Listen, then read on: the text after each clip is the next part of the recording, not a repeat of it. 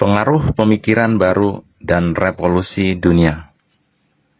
Kami dari kelompok 3 yang beranggotakan Angela Celsa, Bima Wicaksono, Putri Asela, Raisa Tahira, Yospina, dan Stefani. Pengertian revolusi. Revolusi adalah suatu perubahan yang berlangsung secara cepat dan menyangkut dasar atau pokok-pokok kehidupan.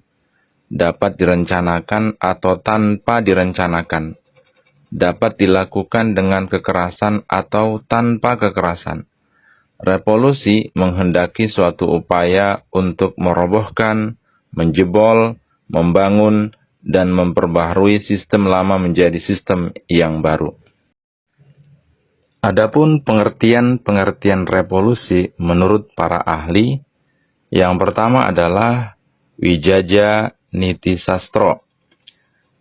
Beliau menyampaikan bahwa revolusi adalah proses transformasi total dari kehidupan tradisional bersama-sama teknologi yang baik dalam arti organisasi sosial untuk pola ekonomi dan politik.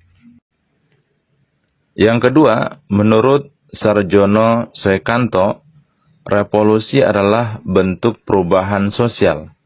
Dan yang ketiga, menurut Koncharaningrat, revolusi adalah usaha untuk bisa hidup sesuai dengan zaman dan konstelasi dunia sekarang. Dan yang keempat, menurut Aristoteles, revolusi dibedakan menjadi dua macam, yakni pertama, revolusi adalah perubahan total dari suatu sistem ke sistem yang berbeda. Lalu yang kedua, revolusi adalah modifikasi sistem yang sudah ada. Adapun revolusi yang pertama yang disebut dengan Renaissance. Renaissance adalah gerakan perubahan besar dari Eropa yang terjadi setelah abad pertengahan. Istilah Renaissance berasal dari bahasa Latin renatere yang terdiri dari dua kata, yakni re berarti kembali dan naître berarti lahir. Dengan begitu, Renaissance dapat diterjemahkan sebagai masa terlahir kembali. Adapun latar belakang, Renaissance terjadi karena respon dari perilaku gereja terhadap seluruh aspek kehidupan masyarakat Eropa. Keadaan Eropa pada masa abad pertengahan yang dikenal juga sebagai periode Dark atau abad kegelapan. Adapun periode Dark Age terjadi setelah Kekaisaran Romawi di abad 4 Masehi. Pada masa itu berkembang anggapan bahwa ilmu pengetahuan harus berlandaskan agama yang mendominasi seluruh aspek kehidupan manusia, mulai dari bidang pemerintahan, ekonomi, pendidikan, sosial, budaya. Gereja memengaruhi berbagai kebijakan yang dibuat pemerintah, sehingga raja kehilangan kekuasaannya dalam pemerintahan. Contoh dominasi gereja pada abad pertengahan adalah pemberian hukuman kepada Nikolaus Kopernikus yang menyebutkan matahari sebagai pusat tata surya. Renaissance yang terjadi di Eropa telah membawa perubahan besar dalam berbagai bidang kehidupan manusia di seluruh penjuru dunia, termasuk Indonesia. Salah satu dampak besar yang dirasakan Indonesia adanya invasi bangsa Barat. Invasi adalah masuknya unsur-unsur kebudayaan asing ke dalam kebudayaan setempat dengan peperangan atau penaklukan bangsa asing terhadap bangsa lain. Adapun tokoh-tokoh Renaissance bisa kita lihat di layar atau telah ditampilkan berikut ini. Pengaruh pemikiran yang kedua yang disebut dengan merkantilisme. Merkantilisme adalah praktik dari teori ekonomi di Eropa pada abad ke-16 sampai abad ke-18 yang dipromosikan lewat peraturan ekonomi pemerintahan suatu negara untuk menambah kekuasaan negara dengan mengorbankan kekuatan nasional saingannya. Hal ini adalah mitra dari politik ekonomi absolutisme atau monarki absolut. Merkantilisme termasuk kebijakan ekonomi nasional yang bertujuan untuk mengumpulkan cadangan moneter melalui keseimbangan perdagangan positif, terutama barang jadi. Secara historis, kebijakan tersebut sering menyebabkan perang dan juga termotivasi untuk melakukan ekspansi kolonial. Adapun teori merkantilisme ini adalah semua ekonomi Eropa dari tahun 1500 hingga 1750 dianggap merkantilisme. Tetapi istilah merkantilisme belum dikenal pada saat itu. Istilah ini pertama kali diperkenalkan oleh Victor de Croix dan Marquis Merbau pada tahun 1763 dan dipopulerkan oleh Adam Smith pada tahun 1776. Dan ciri-ciri ekonomi merkantilisme adalah bisa dilihat, 1. Negara adalah satu-satunya bentuk penguasa dari suatu perekonomian. 2. Memperoleh logam mulia sebanyak mungkin dan hal tersebut menjadi hal utama. 3. Fokus pada neraca perdagangan yang surplus yang merupakan bentuk perolehan keuntungan yang besar dari perdagangan luar negeri. Adapun dampak merkantilisme, teori merkantilisme ini diajarkan secara luas di semua sekolah Eropa pada periode modern awal, yaitu abad ke-18 dan abad ke-19, ketika kesadaran nasional mulai berkembang. Peristiwa ini pertama kali memicu intervensi negara yang mengatur perekonomiannya, dan akhirnya lahirlah sistem kapitalis di era ini. Kebutuhan pasar yang diajarkan oleh teori merkantilisme akhirnya menyebabkan banyak perang antara negara-negara Eropa. Yang ketiga, pengaruh pemikiran reformasi gereja. Reformasi gereja adalah suatu skisma atau perpecahan yang terjadi pada gereja Katolik di Eropa pada abad ke-15. Gerakan ini merupakan upaya untuk melakukan revolusi ajaran Kristen agar sesuai dengan Alkitab. Selain itu, paham baru seperti sekularisme, individualisme, dan humanisme juga berusaha untuk meruntuhkan dominasi gereja dalam tatanan kehidupan di Eropa. Adapun latar belakangnya adalah adanya penyimpangan ajaran Kristen, terutama karena adanya praktik penjualan surat pengampunan dosa. Menurut buku Sejarah Pemikiran Reformasi tahun 1997 karya Alistair McGrath, Jean Calvin dari Prancis, yaitu pada tahun 1509 sampai 1564, memimpin sebuah ajaran bernama Calvinis yang pengikutnya berasal dari Belanda, Inggris, dan Skotlandia.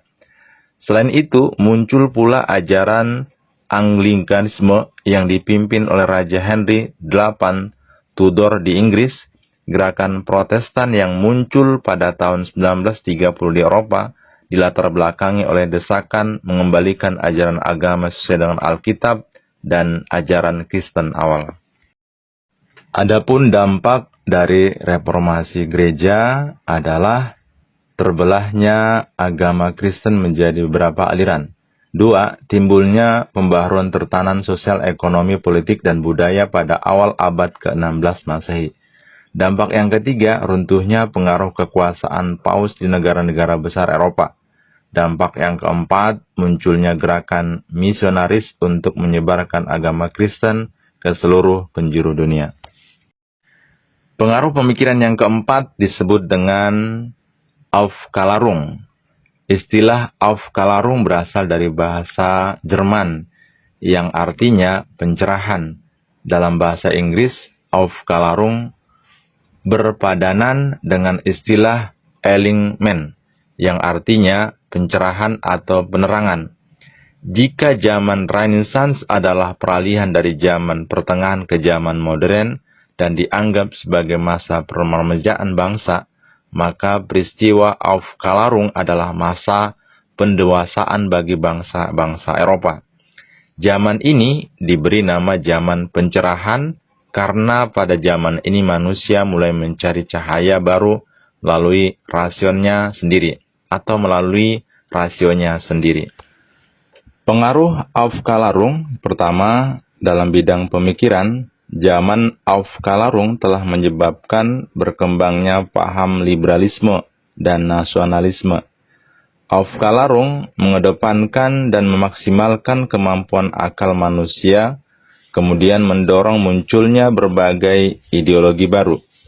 2. Dalam bidang ilmu pengetahuan dan teknologi, mulai dari muncul penemuan-penemuan baru dalam bidang ilmu pengetahuan dan teknologi, atau IFTEK, yang berhasil merevolusi bidang IFTEK di Eropa dan bermanfaat sampai saat ini.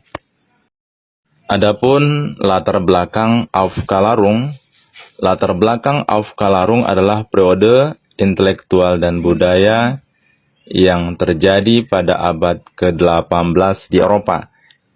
Ini adalah gerakan pemikiran yang berfokus pada rasionalitas, pengetahuan, dan pemahaman manusia.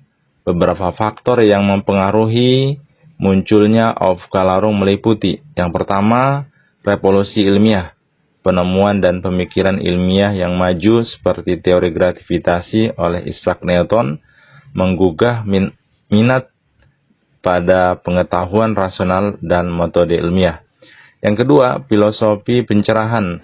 Para pemikir seperti Voltaire, Jean-Jacques Rousseau, dan Immanuel Kant mempromosikan ide-ide tentang kebebasan, kesetaraan, dan hak ajasi manusia melalui karya tulis mereka. Latar belakang yang ketiga adalah agama dan otoritas. Aufklärung menentang otoritas agama dan monarki absolut dengan menekankan pentingnya pemikiran kritis dan individu dan pengembalian keputusan. Latar belakang yang keempat Aufklärung adalah penyebaran ide perkembangan teknologi cetak seperti percetakan Gutenberg memungkinkan penyebaran ide-ide Aufklärung secara luas melalui buku dan pamflet. Yang kelima, pengaruhnya adalah pengaruh filosof Yunani kuno. Filosof seperti Plato dan Aristoteles memainkan peran dalam pemikiran Aufklärung dengan konsep-konsep seperti rasionalitas dan moralitas. Latar belakang ini membantu menciptakan atmosfer intelektual yang menginspirasi perubahan sosial, politik, dan budaya di Eropa pada masa tersebut. Pembahasan yang kelima yaitu revolusi industri, sebuah proses perubahan ekonomi dari yang berlandaskan kerajinan dan agraris menjadi ekonomi yang berlandaskan industri serta manufaktur mesin. Istilah revolusi industri pertama kali dikeluarkan oleh Louis Auguste Blacquy dari Frederick dan Engels saat menyaksikan pergantian tenaga manusia dan hewan untuk keperluan produksi menjadi tenaga mesin yang berbasis manufaktur. Adapun sejarah dan latar belakang revolusi industri, 1. Pada abad ke-18, keamanan di Inggris menjadi seluruh aspek kehidupan masyarakatnya, termasuk sistem ekonomi, sehingga masyarakat Inggris bisa lebih tenang dalam menjalankan roda perekonomiannya. Yang kedua, kegiatan kewirausahaan dan manufaktur mulai berkembang. Lalu yang ketiga, Inggris mampu mengembangkan proses produksi karena mempunyai kekayaan alam, terutama biji besi dan batu bara. Yang keempat, Inggris mempunyai banyak wilayah jajahan. 5. Terjadi revolusi agraris. Yang keenam, munculnya paham ekonomi liberal. Sementara untuk ciri-ciri revolusi industri, 1. Penggunaan bahan baku baru seperti baja dan besi semakin marak karena dapat mengoptimalkan hasil industri. Yang kedua, cirinya pemanfaatan sumber energi baru seperti mesin uap, mesin bumi, batu bara, mesin pembakaran alam, dalam dan listrik. Yang ketiga, ditemukannya mesin-mesin baru seperti alat tenun listrik dan mesin pemintal yang menghemat waktu serta tenaga manusia sekaligus dapat meningkatkan produksi barang. Yang keempat, adanya sistem pabrik yang membuat pembagian kerja lebih efektif dan disertai dengan spesialis fungsi. Yang kelima, cirinya adalah muncul perkembangan dalam komunikasi dan transportasi yang mencakup kapal uap, mobil, lokomotif uap, pesawat terbang, dan alat transportasi lainnya. Yang keenam, teknologi dan ilmu pengetahuan makin terbuka untuk masyarakat umum. Adapun tokoh-tokoh tentang revolusi industri bisa kita lihat di layar satu-satu. Sebelum diakhiri presentasi ini, disampaikan kepada seluruh siswa untuk menuliskan masing-masing yaitu tokoh-tokoh pemikiran baru dan revolusi dunia. Siswa menuliskan salah satu tokoh dalam bentuk kanva grafik, mulai dari sejak dia lahir sampai dia meninggal, dituliskan dalam bentuk grafik kanva. Terima kasih.